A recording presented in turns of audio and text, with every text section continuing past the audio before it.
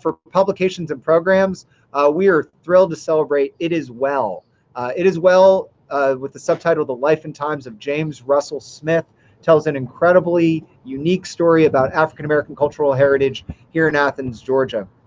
Written by Ellen Walker, this biography of James Russell Smith, an African American man born in Athens, Georgia in 1941. Smith grew up in the Jim Crow South and attended segregated public schools. He went on to be a student at the Tuskegee Institute during the Civil Rights Movement and sang in the renowned Tuskegee Choir.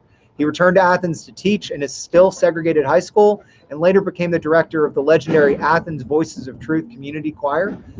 It Is Well places Smith's life in the context of the history of Athens and the challenges faced by a Black man growing up in the South during this crucial period in American history. We again want to emphasize members and supporters of Historic Athens are frequently invited to events that celebrate local history like this book. We had a really wonderful panel, not only with Ellen, but with James himself. And we hope next week, as part of the deep dive, to have James interviewed along with Ellen for this deep dive into that book. So the recipient is Ellen Walker. As a fun fact, Ellen Walker also supports local historic preservation voluntarily as a member of the Athens-Clarke County HPC.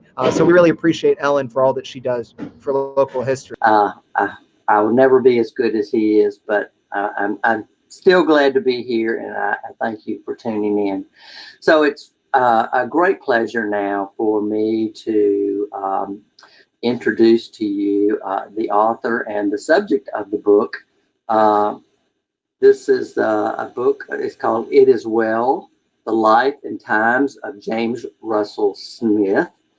And we are, I thoroughly enjoyed going through this book. And so I look forward to having the interview with Ellen Walker, and of course, the subject of this book, James Russell Smith, better known as Smitty. And so he has said that I can call him Smitty, so I'm glad to be able to do that. There you are. Hello. Hello. So Ellen and Smitty are coming to us from the Fire Hall, the home of Historic Athens. So we're glad that y'all could come together. I see you are practicing a little social distancing, which Yes, we is are. important these days. But I think it's great that y'all could be together, particularly because I'm expecting that y'all will be able to feed off of each other just a little bit. But I want to say thank you very much again for being here. And Ellen, I want to ask you, tell us a little bit about how you know Smitty and why you chose to write a book about him. Okay, well, I moved to Athens in 1994 and very quickly started working at the university. I'm by profession a graphic designer, and I was working there. And one of my clients became a very close friend. And when she found out that I liked to sing and that I had sung in some choirs in the course of my life, she said, "Oh, well, you should come sing with the choir, the community choir that I'm involved with." And I said, "Well, I'd love to come and see." And she said, "Yeah, just come to our rehearsal." So I knew that it was a community choir. I knew that it was predominantly African American, but I love the music and I just thought I would go and visit. Well, when I arrived, Mr. Smith was the director and is still the director of the Athens Voices of Truth. So when I got there, I thought I was just going to sit in a pew at the back and watch, and Smitty fairly quickly said, "No, you're here, you're gonna sing." So he sent me up to the choir stand and I proceeded to rehearse. And at the end of the rehearsal, the practice, he said, "So I hope you'll come back." And I said, "Yes, of course." So that was the beginning. And as I sang with the choir and we would perform at different events and venues, and we would travel places, and we rehearsed every Tuesday without fail. I got to know Smitty, and very quickly I realized that he had quite a story to tell, or many stories to tell. So I told Smitty at that time, this was in the late 90s, early 2000s, I said, one day, Smitty, I'm going to write your story. And he kind of laughed and said, oh, nobody wants to hear about me. And I said, yes, they do. You just, just don't know that yet. So 20 years went by and I was no longer singing with the choir, but Smitty and I would still get in touch and we would talk about, what was going on in our lives. And a year and a half ago, he called me, as he would do just out of the blue sometimes, which was wonderful. He called me and he said, the Athens Voices of Truth is about to celebrate our 40th anniversary. Would you like to help with preparations or, contribute in some way to what we're going to do? And I said, absolutely, of course. I'm so glad you called. And yes, we'll work on whatever. As soon as I hung up the phone, it hit me. My children are grown. They're all out of the house. And now was the time for me to commit to this project. So Smitty and I spent many, many hours talking and recording and looking through pictures and discussing. And it was unbelievable. It was more than I ever could have hoped for. So the result is the book. Well, congratulations on following through on something that you said you were going to do. That's number one. But Smitty, I am trying to ask you, what did you think when Ellen said she wanted to write a book about you? I mean, what came across your mind other than the fact that nobody wants to hear my story? Which is, she knew that was not the case, that we did want to hear your story, but I can't imagine what that must have felt like. Well, in the beginning, it was real funny. Because all of my life, I have never really wanted to be, I just want to be no common old guy and just get along with everybody, or not get along with everybody. It would be fine too, time to time. But when she told me that some years ago, it didn't really register that it would happen. But then too, over the years that I thought about it, I really started jotting down some things, not knowing that this might happen sure enough. And as she said, after we met and she told me that, I really kind of kept it in the back of my mind. But then when as she was saying, when we got ready to celebrate our 40th year, and I've been working with this one group of people, I did call her, and when I called her, I just wanted her to really celebrate with the choir, because she was still here in Athens, as well as she was a great part of the group when she was with us. And she done so much work for us when she was with us. I didn't really call her to ask her to get started on the book, but now I'm glad she did.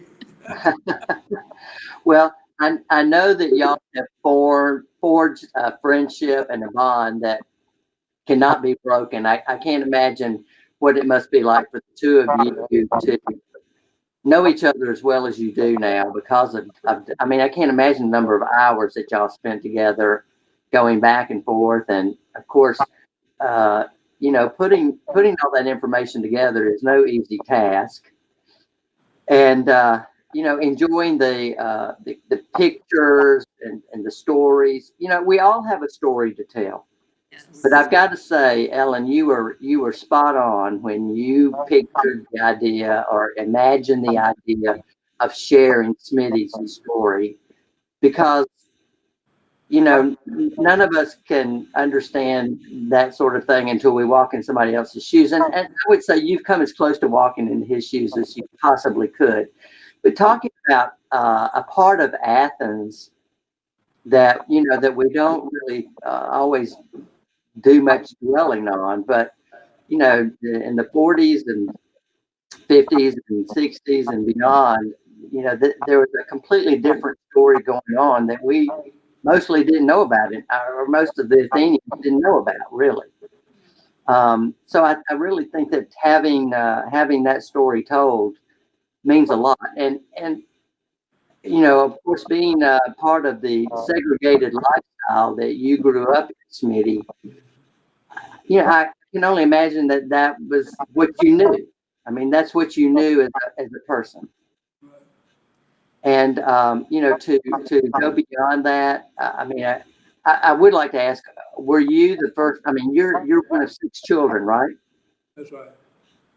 So were you the first to go to college? No, I have, as you said, 6 brothers. Well, it's 6 all of us, 5 brothers and sisters. My oldest brother, who graduated from high school at the age of 15, Oh, because he was skipped. Uh, he skipped the 2nd grade and he skipped the 5th grade. oh wow. He went to college. First he started out at Morris Brown in Atlanta, but then he transferred to Morehouse. And he's now 83, so he was a boy. Then my sister was right behind me. She is 80 years of age, and she became a beautician and still is as of this day. Is that right? Wow. And then I'm the 3rd child. 3rd child. Okay. Well, I mean, I think at that time period, it's still quite an accomplishment for you to get yourself together as a young black man and head off to Tuskegee Institute. I think that's what it was called at that time. Yes. And I mean, I mean, in many ways, that was like going to a foreign place for you. Go to Alabama and start a new life, so to speak. Right. Well, all while I was in high school, it was my desire to go to college, no matter what. Really, my parents could not afford to send me, Right. but they took me anyway.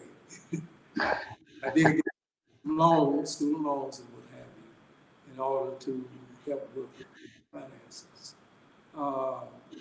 As you stated, I was going to a foreign country because I had never left Athens by myself, to be by myself at least. But then I adjusted pretty well. You did very well. When I was talking with Smitty, and I want to tell one of the early stories that I heard while I was singing with the choir, and I want to make sure we talk about the choir because it's incredible still performing. But he would, during rehearsal, would have these little asides, and it was kind of how I learned about his personality and his commitment and his dedication to everything that he did. I was always just impressed with his fortitude and his work ethic, and so I would kind of ask, you know, about his family a little bit, but he told this one story that was just, and you were talking about a foreign country. This was so foreign to me. I knew that he was born and raised in Athens, and he was born within the city limits of Athens. And he said that his father owned a mule. And when he was a boy, if cars would drive, because most of the roads in East Athens were dirt.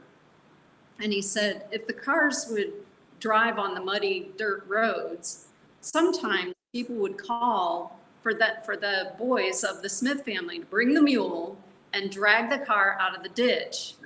They would maybe give him a quarter to do this for them. And I thought, wow, this is not something I have experienced. I grew up in St. Louis, Missouri. I'm an urban kid. And I thought, wow, and he's not that much older than I am. And so little stories like that, where they had a unique experience. He grew up in a house that had no electricity, no plumbing, no heat, except for the wood that they would chop. And I thought, I just knew that this story needed to be preserved, and that the life of Smitty in Athens, Georgia, was not completely unique as far as African Americans in Athens, but his family was unique in a lot of ways, especially, you know, his father never went past the 4th grade, and yet his mother was determined that all of her children would get a good education and would go on to do something after high school, and they all did. And there were just so many little moments like that that I thought, this is a story that may help inspire other people to record stories of just people, not the rich and the famous and the well-known and the people that do something that they, you know, that they invent, or, but this is a life well worth telling. So it's got a tale in there. Well, clearly, Smitty, you're a very talented guy, and you know that took you a long way, and it was something that that you, with your music, was able to share with others. So tell us a little bit. Let's delve into that music career a little bit more there, and tell us how. I mean, how long have you always been a singer? Well, before I do that, if I can, since she was talking about the mule, I want to. Oh yeah. See, a lot of times when you're putting singers together, a lot of times they don't know they cannot sing. And so the mule also was an illustration, because you know, a mule can't sing. But we won't put nobody out because they can't sing. We will try to train them so they will sing. I thought he was going to say that we were all stubborn like mules. So I want to make sure I put that in because I forget it sometimes. But sometimes people get angry with the leaders or the directors or the musicians because they think you're picking on them because they can't hold a pitch. Oh yes. They can't sing a part. But anyway, let's move on to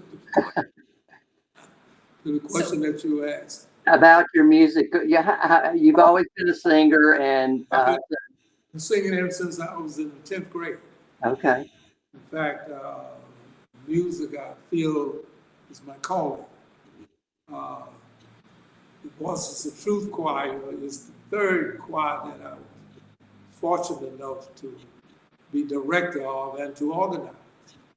I organized a choir at the First AME Church down on Hull Street in the 60s, as well as the group on the front of the book, It Is Well, is called the E.L. Terrell Ensemble.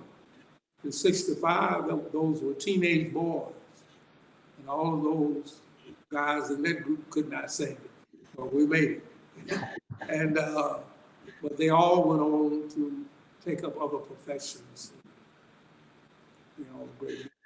Voice of Truth, this is the final choir that we put together in 1979, along with Reverend Richard Haynes and myself, and a guy by the name of Johnny Sims. And we're going into our 41st year, and this is my last choir organization.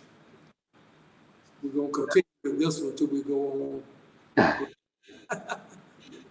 Well, obviously you have a gift for pulling together raw talent and turning it into the choir that you want it to be and that they want it to be. And you obviously had some very fine concerts. One of the things I did want to, I'm going to reach back into your past a little bit. I was floored when I saw the picture of you sitting before Mahalia Jackson.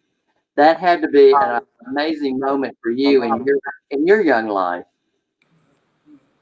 Well, Tell where you were before that picture. At Tuskegee, when you go to choir rehearsal, at that time it was approximately 100 or more students in the choir. And that choir sings for the worship services on Sunday morning and at Vesper. But you had to audition for the concert choir and the traveling. I was fortunate enough to make the audition and was able to travel. That year, we traveled to Detroit and to Delaware, and the Christmas tree lighting at the White House, and somewhere in Chicago, or Indiana, one of the other places. The alumni from Tuskegee had us there for a concert. And at the Hager Jackson did not sing on the concert, but at the end of the concert for the reception, we were invited to someone's home, and they had her there. Wow. So I had an opportunity to sit at her feet. Well, talk about a story to tell. That's not something that many of us get to do that. So, The other thing, yeah, go ahead.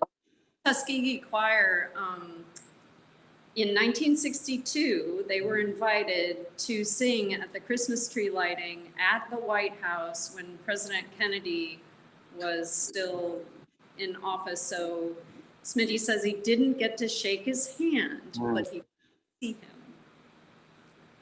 Well, that's a pretty exciting thing too. So, we'll get back to the present and your current choir there. But I want to ask you this: we're living in some very interesting times right now, not only with the pandemic, but also with the issues that we're still dealing with after all of these years with a black and white issue.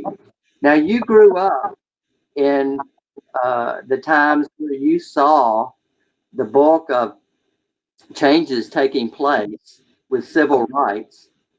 And did you think that, I mean, I can't imagine what exactly it would have been like for you as a black man living through all of that, but did you think we would be where we are today, still dealing with some of these issues? No, I didn't. When we were growing up, as my oldest brother and I, when we were talking, we always remind each other at that time when we were walking to and fro to school and to and fro to church, we knew our place.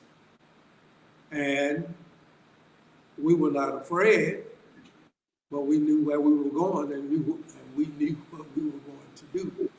We were treated bad at times on the streets of Athens, but it didn't deter what we were going to do in life. We still had our goals to reach, no matter.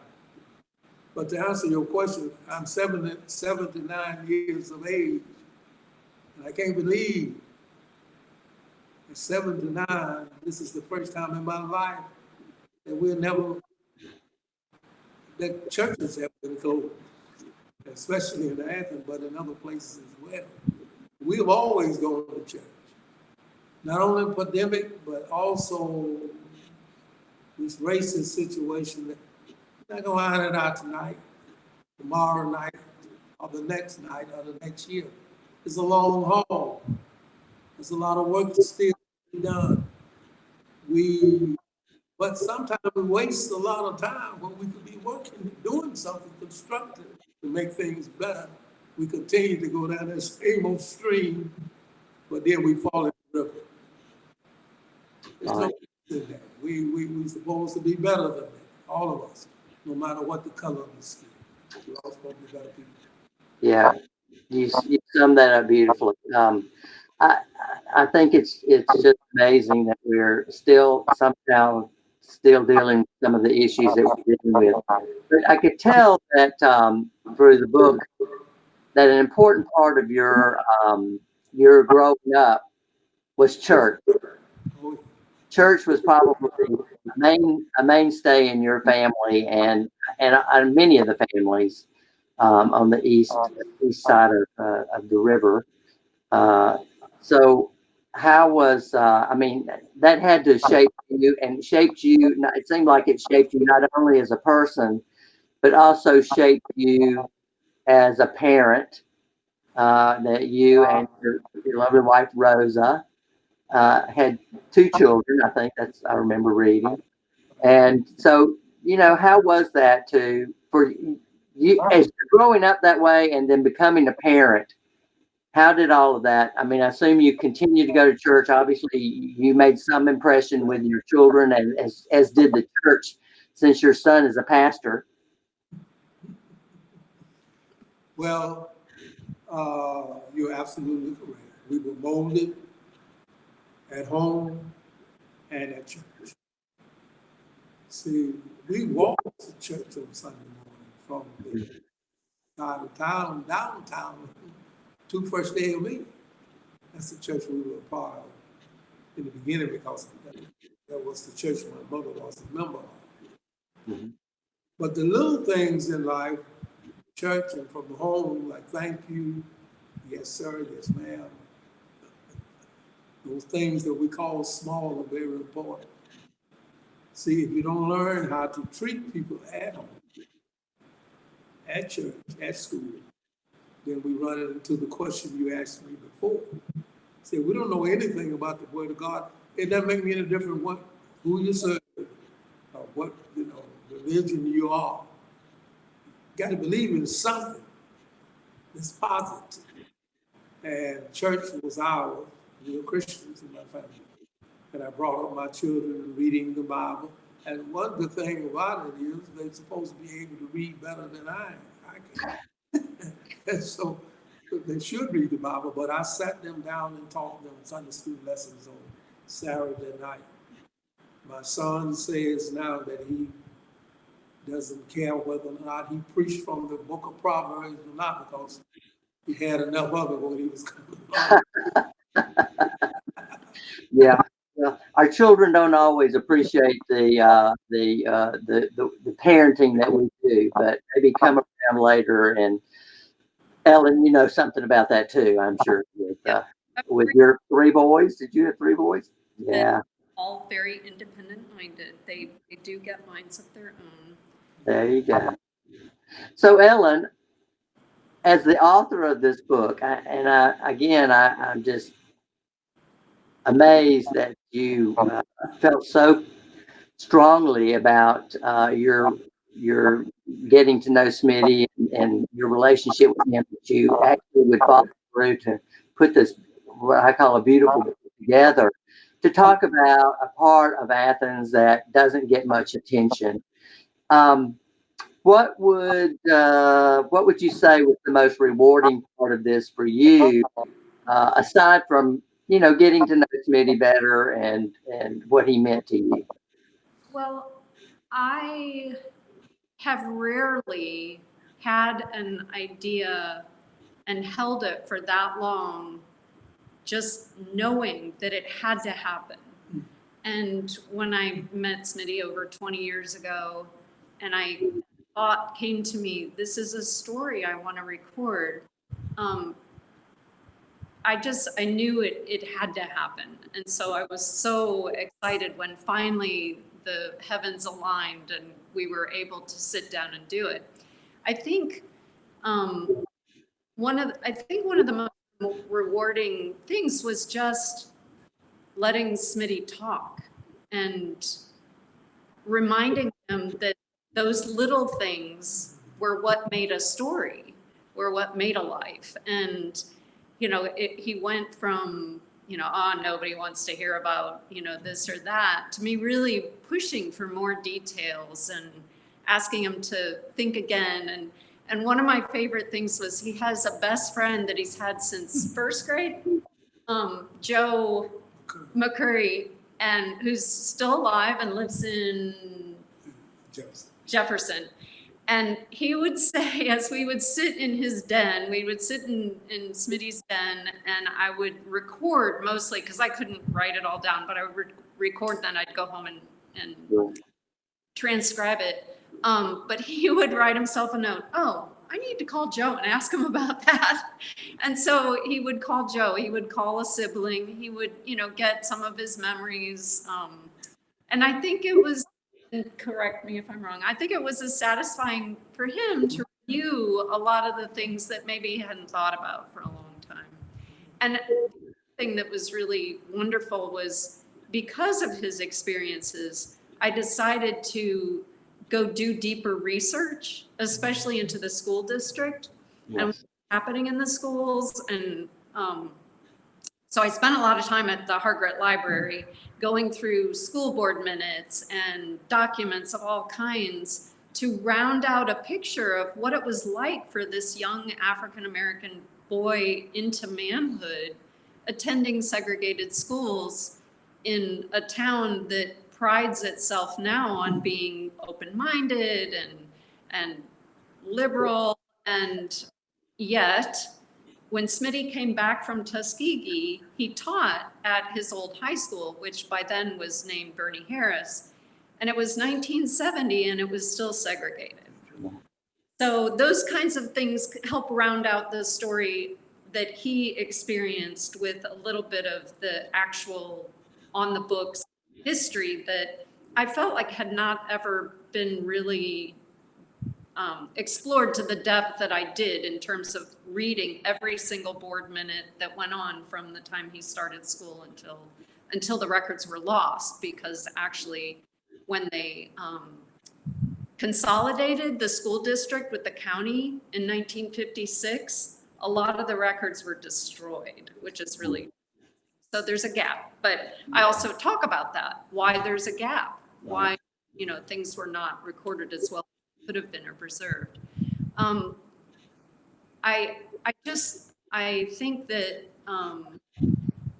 the stories, especially of African Americans now and any time, because obviously I started this project and thinking about this project long before the current moment, but I'm especially proud and grateful that Smitty and I have been able to put this out there as a beacon and a way, and Smitty and I talked about this, a way to show that true collaboration and true friendship and really getting someone else on a deeper level is possible.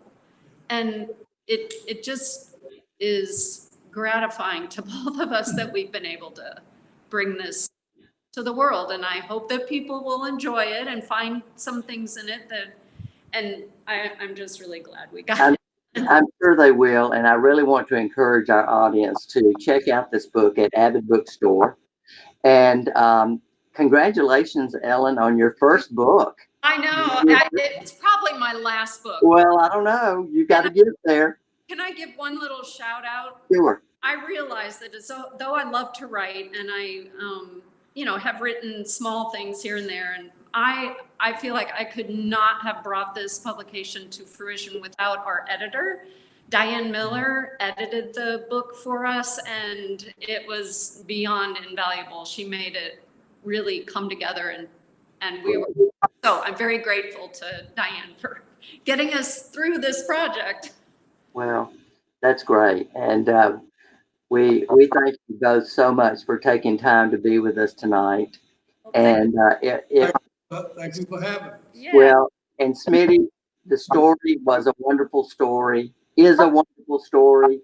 It's continuing, and we appreciate the fact that you are part of Athens and that you came back and did all the wonderful things that you've done. And Ellen, thank you for bringing his story to the forefront. It's really great. It's my pleasure, truly. Well, thanks again. It's been a pleasure talking with both of you, and I hope you have a great evening.